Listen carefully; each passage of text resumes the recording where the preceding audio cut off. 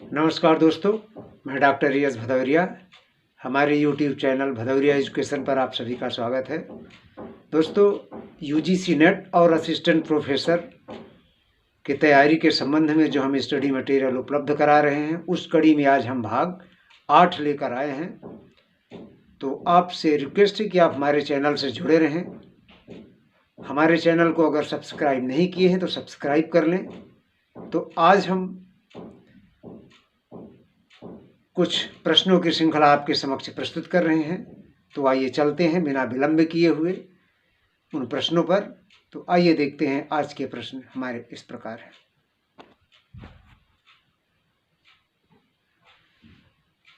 पियाजे के अनुसार, पहले प्रश्न पर हम चर्चा करते हैं।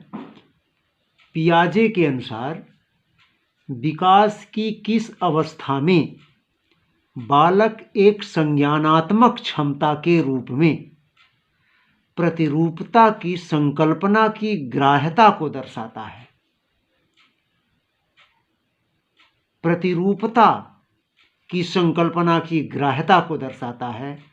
तो यह है मूर्त संक्रिया की अवस्था, स्टेज ऑफ कॉन्क्रीट ऑपरेशन। विकास की किस अवस्था में, पियाजे के अनुसार विकास की किस अवस्था में बालक एक संज्ञानात्मक क्षमता के रूप में प्रतिरूपता की संकल्पना को की ग्राह्यता को दर्शाता है? तो वह है मूर्त संक्रिया की अवस्था। अगला प्रश्न है, कौन सा दर्शन प्रलय को मान्यता देता है? किस दर्शन में प्रलय का उल्लेख किया गया है? तो वो है सांख्य दर्शन। सांख्य दर्शन में प्रलय का उल्लेख है। वेदांत के अनुसार सृष्टि का ना तो आदि है और ना तो अंत। वेदांत दर्शन जो है वो प्रलय को मान्यता नहीं देता है। वेदांत कहता है प्रलय का मतलब कि सृष्टि का अंत हो जाना, और वेदांत सृष्टि के अंत को स्वीकार नहीं करता है, और ना तो आदि को और ना ही अंत को स्वीकार करता है वेदांत। प्रश्न नंबर अगला है,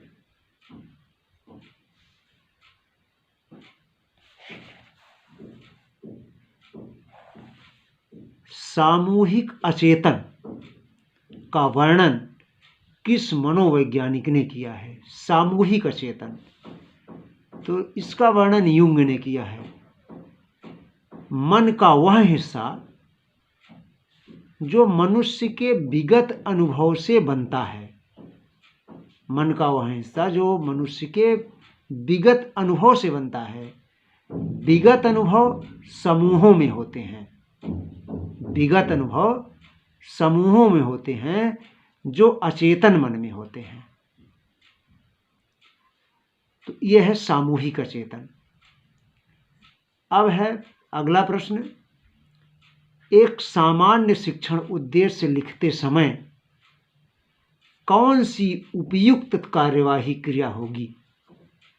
सामान्य शिक्षण उद्देश्य जब लिखा जाता है, सामान्य शिक्षण उद्देश्य लिखते समय तो विश्लेषण की कार्यवाही क्रिया होती है। इसका उत्तर होगा विश्लेषण। ये जितने ही प्रश्न हैं प्रीवियस ईयर्स के एग्ज़ाम में पूछे गए हैं, कुछ UGC नेट के तो कुछ असिस्टेंट प्रोफेसर के। अगले प्रश्न पे हम चलते हैं। हम बात करते हैं, बहुत महत्वपूर्ण प्रश्न है ये, हेलो प्रभाव की, हेलो इफेक्ट की। तो देखिए, समझते हैं हेलो इफेक्ट है क्या। जब हम किसी व्यक्ति की सभी क्वालिटीज़, किसी व्यक्ति में जितनी क्वालिटीज़ हैं की आइडिया उसकी मात्र एक क्वालिटी से लगा लेते हैं। जैसे जगजीत सिंह की गज़ल सुनकर यह इमेजिन करना कि उसे अन्य सारे गुण भी, उसमें अन्य सारे गुण भी बहुत अच्छे होंगे। उसकी गज़ल को सुन करके हम और सारी चीज़ें इमेजिन कर लेते हैं कि उसमें और सारे गुण बहुत अच्छे होंगे। मात्र थंबनेल से पूरे वीडियो का आइडिया लगा लेना कि पूरा वीडियो बहुत अच्छा होगा। यह प्रभाव जो है ये हेलो प्रभाव है। इसमें हम गलत भी कहीं ना कहीं गलत पहुंच सकते हैं। ये हमारी आइडिया गलत भी हो सकती है, ये हमारा अनुमान गलत भी हो सकता है, और यही है हेलो इफेक्ट। अब हम अगले प्रश्न पे चलते हैं।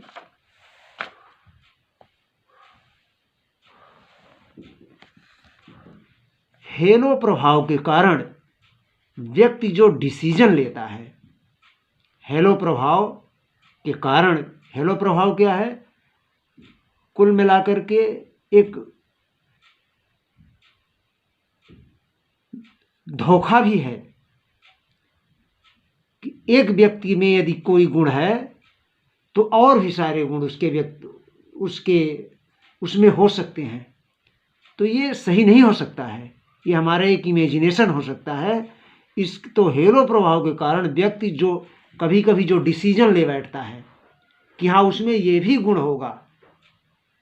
अगर कोई संगीतज्ञ है तो ये कहो कि वो गणित भी अच्छा जानता होगा, ये उचित नहीं है। और वह एक गणित का काम उस व्यक्ति को सौंप देना, तो ऐसा डिसीजन जो है, कैसा डिसीजन है ये बाइस्ड डिसीजन है, बाइस्ड डिसीजन। अगला प्रश्न है फ्लाइन इफेक्ट। फ्लाइन इफेक्ट क्या है? फ्लाइन इफेक्ट, नई जनरेशन में आईक्यू बढ़ जाता है। फ्लाइन इफेक्ट, फ्लाइन एक मनोवैज्ञानिक हैं, इन्होंने एक रिसर्च किया है कि जैसे जैसे जनरेशन आगे बढ़ती जाती है उसमें आईक्यू भी बढ़ता जाता है। तो इस प्रभाव को कि पहले के जनरेशन की आईक्यू कम थी, फिर उसके बाद की जो जनरेशन आई उसकी आईक्यू कुछ ज़्यादा बढ़ी, फिर उसके बाद की जनरेशन जो है उसमें और ज़्यादा आईक्यू है, इसको फ्लाइन ने कहा है। इसीलिए इस इफेक्ट को फ्लाइन इफेक्ट कहा जाता है, यानी नई जनरेशन में आईक्यू बढ़ रहा है। अगला प्रश्न, शोध के दौरान अवलोकन दर्ज करते समय यदि कोई प्रेक्षक अंतःक्रिया के दूसरे पहलू में दी गई रेटिंग के आधार पर, अंतःक्रिया के दूसरे पहलू में दी गई रेटिंग अर्थात पहले जो इमेजिनेशन था कि यह व्यक्ति इस क्षेत्र में अच्छा परफॉर्म कर रहा है, उस आधार पर व्यक्ति की रेटिंग करता है किसमें? दूसरे क्षेत्र में, तो वह कहलाता है हेलो प्रभाव। अभी इसको पहले भी बताए हैं, तो पुनः इसको हमने चर्चा किया। आगे अब देखते हैं, एक विद्यार्थी पीजी उत्तीर्ण होने के बाद शिक्षण के किसी विकल्प को चुनना चाहता है। एक विद्यार्थी पीजी उत्तीर्ण हो गया, उसके बाद शिक्षण के किसी विकल्प को चुनना चाहता है, उसे दिया जाने वाला निर्देशन क्या कहलाएगा? तो वो है शैक्षिक निर्देशन।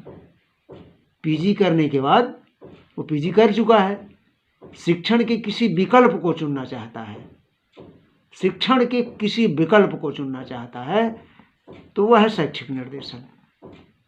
अगला प्रश्न है व्यावसायिक निर्देशन के जनक। व्यावसायिक निर्देशन, वोकेशनल गाइडेंस के जनक, तो ये है फ्रैंक पार्सन्स। Frank Parsons. अब अगला प्रश्न है भारतीय गुणवत्ता परिषद, quality council of India, short में कहते हैं QCI, के मुख्य उद्देश्य क्या है? QCI का मुख्य उद्देश्य क्या है? भारतीय गुणवत्ता परिषद का मुख्य उद्देश्य क्या है? उपयुक्त कार्य निष्पादन मूल्यांकन प्रणाली विकसित करना। उपयुक्त कार्य निष्पादन मूल्यांकन प्रणाली विकसित करना। और दूसरा है उच्च शिक्षा के अन्य हितधारकों के साथ सहयोग करना। यह है QCI का उद्देश्य। और अब हम एक मुख्य और अंतिम बिंदु पर चर्चा करना चाहते हैं, वह है कई बार पूछा गया है फ्लिप्ड क्लासरूम क्या है। फ्लिप्ड क्लासरूम, तो जब कक्षा शुरू होने से पहले शिक्षक द्वारा अधिगम सामग्री को बच्चों को पहले ऑफलाइन रूप से प्रस्तुत कर दी जाती है ताकि छात्र अच्छे से पढ़ लें और समस्यात्मक प्रश्नों को कक्षा में शिक्षक से पूछ सकें। तो इस तरह की जो क्लासरूम होती है जिसमें ऑफलाइन रूप से सामग्री को पहले प्रस्तुत कर दिया जाता है ताकि बच्चे उसको अच्छे से पढ़ लें और समस्यात्मक प्रश्नों को कक्षा में अपने शिक्षक से कर सकें, उसकी जानकारी ले सकें, तो यह कक्षा जो होती है फ्लिप्ड क्लासरूम के नाम से जानी जाती है। दोस्तों, हम यहीं पे अपना आज का लेसन समाप्त करते हैं, अपनी व्याख्या यहीं पे समाप्त करते हैं अपने व्याख्यान को। तो यदि हमारा वीडियो आपको अच्छा लगा हो, आपके तैयारी के दृष्टिकोण से उपयुक्त हो, आप हमारे वीडियो को सब्सक्राइब करना नहीं भूलिएगा। तो इसी के साथ हम दोस्तों आज के अपनी वाणी को विराम देता हूँ। Thank you so much.